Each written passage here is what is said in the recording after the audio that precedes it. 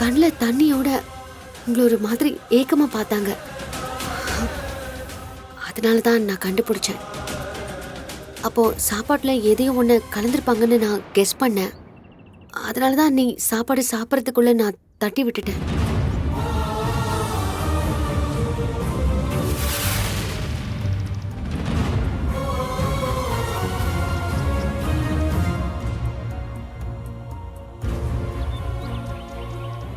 இதெல்லாம் பார்க்கும்போது நீங்க எல்லாரும் ஒரு விஷயத்த மட்டும் புரிஞ்சுக்கணும். நீங்க உயிர் விட்டுறத அந்த கடவுள் கூட ஏத்துக்கல. உங்க எல்லாரையும் வாழ வைக்கணும் தான் அந்த கடவுள் முடிவு பண்ணியிருக்காரு.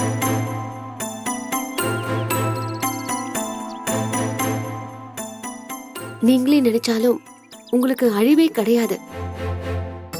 அதனால நடந்ததெல்லாம் நினைச்சு ஃபீல் பண்றதை விட்டுட்டு கொஞ்சம் பாசிட்டிவா திங்க் பண்ணுங்க. நம்ம குடும்பத்துக்கு ஒண்ணும் ஆகாது. நாம இந்த பிரச்சனையில இருந்து கண்டிப்பா மீண்டு வந்துருவோன்னு நம்புங்க.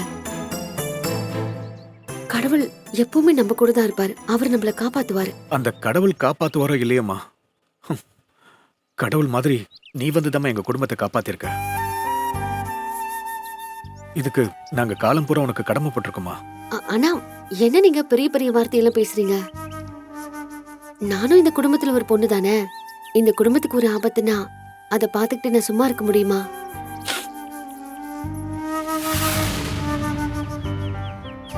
நான் இல்லைனாலும் கடவுள் உங்களை காப்பாத்த வேற யாரையாவது அனுப்பியிருப்பாருண்ணா.